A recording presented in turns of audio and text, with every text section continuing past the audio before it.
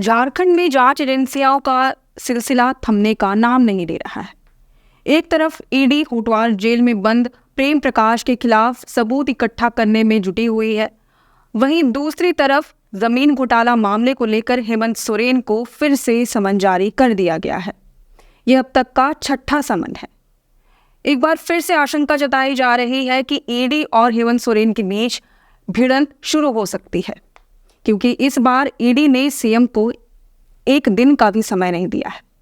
आज यानी कि 11 दिसंबर को ही समन जारी किया गया और 12 दिसंबर यानी कि कल ही मुख्यमंत्री हेमंत सोरेन को ईडी ऑफिस में बुलाया गया है पूछताछ के लिए।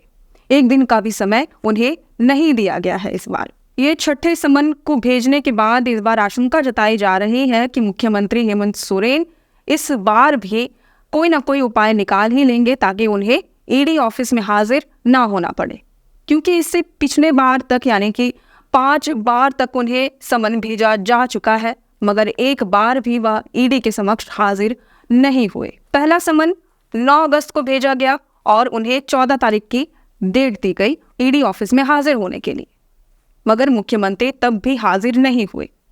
इसके बाद 18 अगस्त को उन्हें समन जारी करके 24 अगस्त को ईडी ऑफिस में बुलाया गया। उस दौरान मुख्यमंत्री ने सुप्रीम कोर्ट का रुख किया, इसलिए वह 24 अगस्त को ईडी ऑफिस में हाजिर नहीं हुए। इसके बाद 1 सितंबर को फिर से उन्हें समन किया गया, जो अब तक का तीसरा समन था। इसके लिए 9 तारीख की डेट दी गई, मगर 9 तारीख को ही G20 शिखर सम्मेलन होने के कारण वह इस पूछताछ में शामिल नहीं हुए।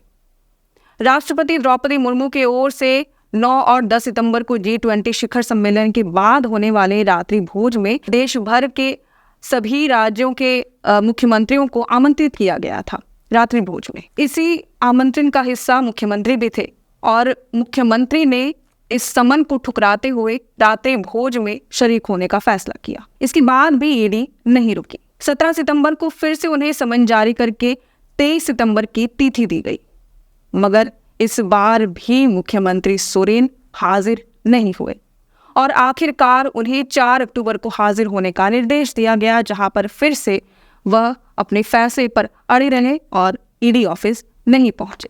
इस बीच मुख्यमंत्री हेमंत सोरेन ने हाई कोर्ट का रुख किया और साथ ही इस बीच ईडी को पत्र भी लिखते रहे और समय की भी मांग करते रहे कि जब तक कोर्ट की ओर से उनके मामले पर सुनवाई नहीं हो जाती तब तक ईडी ठहर जाए, अपने समन को स्थगित कर दे। मगर ईडी ने, जैसा कि हमने भी देखा, आपने भी देखा होगा कि ईडी ने उन्हें समय भी दिया। जब जब सुनवाई के लिए उन्होंने समय मांगा, उन्होंने समय भी दिया, लेकिन उसके बावजूद भी मुख्यमंत्री सोरेन ईडी ऑफिस में नहीं पहुंचे, पूछताछ का हिस्सा नहीं बने।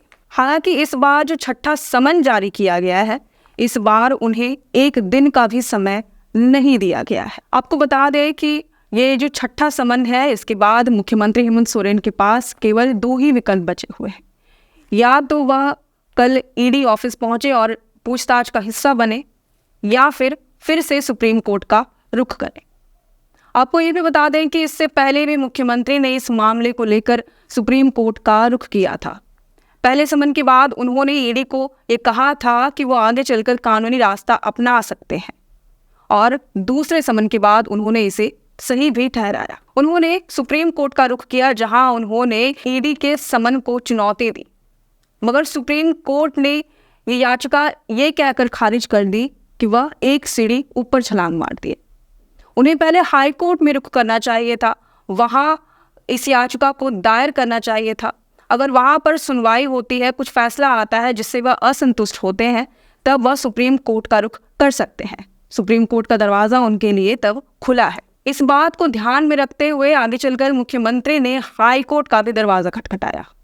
उन्होंने हाई कोर्ट में इस याचिका को दायर किया, मगर हाई कोर्ट में भी उन्हें कोई राहत प्रदान नहीं की गई। हाई कोर्ट में यह कहकर खारिज कर दिया गया इस याचिका को कि जिस समन के खिलाफ उन्होंने याचिका दायर की है, उसकी तिथि कब की खत्म हो चुकी है, और साथ ही ईडी को यह पूरा अधिकार है कि वह सीएम को समन करे।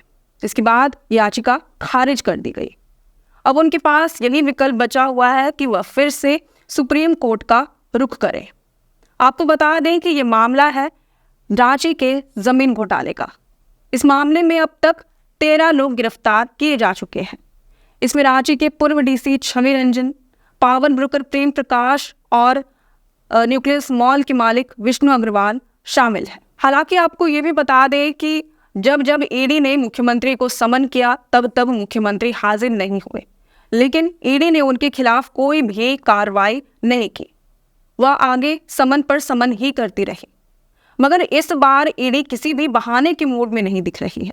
एक दिन में समन करते हैं, वो अगले दिन तारीख देती है कि इस तारीख को आपको हाजिर होना है। अब देखने वाली बात होगी कि इस समन के बाद क्या मुख्यमंत्री हेमंत सोरेन हाजिर होते हैं, और अगर वह ईडी ऑफिस में हाजिर नहीं होते हैं तो ईडी आगे क्या कदम उठाएगी।